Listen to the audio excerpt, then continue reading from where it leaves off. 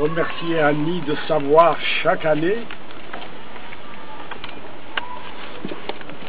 dénicher un écrit d'Ali dont l'actualité nous rappelle deux choses: sa lucidité avant l'heure et son engagement originel, quasi existentiel en faveur des libertés.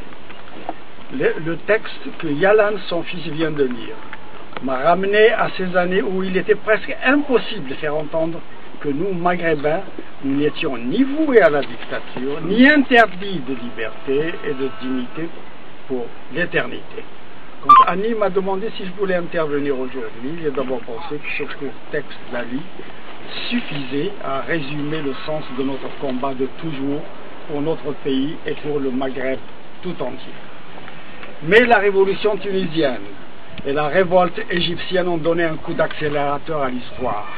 Nous, Algériens, sommes sans cesse interpellés sur notre prétendue absence de ce grand mouvement libérateur, ce mouvement dont tu étais persuadé qu'il arriverait un jour. Cette interpellation est paradoxale pour des Algériens qui ont payé le prix fort pour leur combat pour la démocratie et le changement de régime. Ce paradoxe m'a fait ressentir le besoin de redire ici près de toi que la magnifique leçon de courage, d'organisation et de détermination populaire que ce mouvement donne au monde entier nous interpelle bien sûr directement. Mais on ne peut pas se mentir, on ne peut pas voir que le mur de la peur a été remplacé et aggravé au plus profond de notre société par un mur de lassitude et de dégoût. Lassitude et dégoût de fausses élites imposées à l'ombre de la terreur, de la mafia politico-financière, des élections truquées, des médias sous haute surveillance. Dans ce contexte, céder à la nécessité d'une quelconque contagion démocratique serait irresponsable. Le sang des Algériens n'a que trop coulé et notre société s'est décomposée. Nous devons dès lors, dans la diversité de nos convictions et de nos appartenances, lutter pour que la construction d'un rapport de force politique s'impose comme l'alternative à la confusion et à la violence. Depuis des années, les familles de disparus, aidées et soutenues par les avocats, s'y emploient en bravant la répression et les interdits. Celles des victimes de terrorisme aussi. Les jeunes de Kabylie en 2001, ceux de Gardaïa, de Ouargla, des Aurès, de Orani, de Constantine, des étudiants, des syndicats autonomes s'y emploient eux aussi. Mais il manque un ancrage social plus large à toutes ces résistances à l'injustice, à la violence et à l'oppression. Il leur manque l'aide et le soutien de médias authentiquement libres et crédibles. Il leur manque de se rencontrer et de savoir ce qui les lie et ce qui les sépare pour ne pas tomber dans les pièges de la division et de la diversion. Je crois profondément que le lancement d'une dynamique de débat national portant sur les préoccupations et les souffrances quotidiennes des citoyens est incontournable. C'est ainsi que nous retrouverons confiance en nous et confiance entre nous. C'est ce débat et lui seul qui permettra de retisser le lien social et politique. C'est un long chemin, mais il fera de nous tous des Algériens véritablement libres. C'est le seul qui fera de tous ceux qui, comme toi, Ali, sont partis trop tôt, ne seront pas battus pour rien. Merci.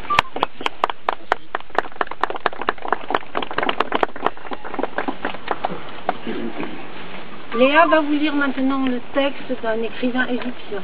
Oui, Khaled Al-Khamisi.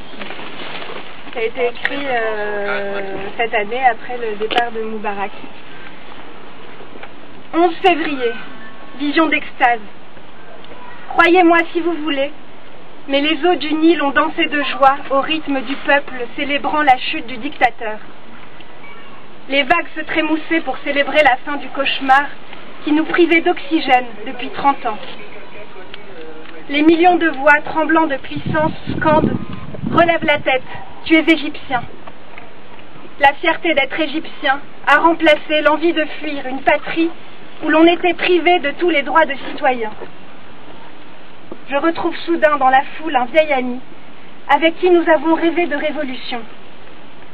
Nous tombons dans les bras l'un de l'autre. Nos larmes coulent avec la danse du Nil. Puis il hurle à mes oreilles, de sa voix enrouée. Nos enfants vivront pour leur patrie. Nous retrouvons enfin notre Égypte perdue. Et il se remet à pleurer.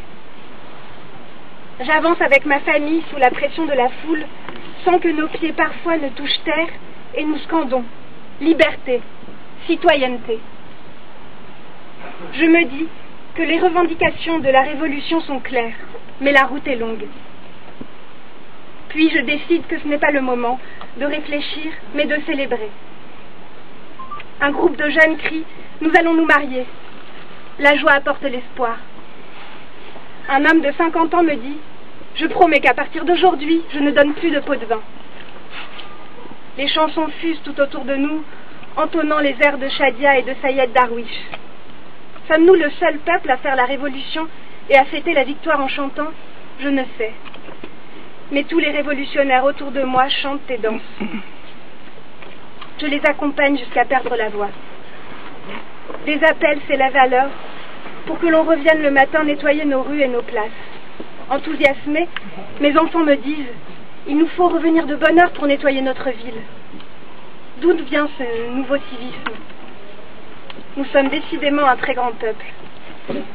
À la faveur d'une nouvelle poussée de la foule, on se retrouve au milieu d'un groupe qui reprend le principal slogan de la soirée. Ça y est, le peuple a fait chuter le régime. Un jeune homme s'approche de moi et me raconte. Après le vendredi de la victoire à Tunis et le vendredi décisif en Égypte, les chefs d'État arabes ont décidé de faire une semaine de 6 jours et de supprimer le vendredi. Nous rions, puis nous nous trouvons à côté d'une charrette de patates douces grillées. J'enlace le vendeur qui rit aussi. Il essuie sa main sur sa robe et me tend un joyau rouge dont le sucre fond dans ma bouche, me redonnant enfin le goût d'être égyptien.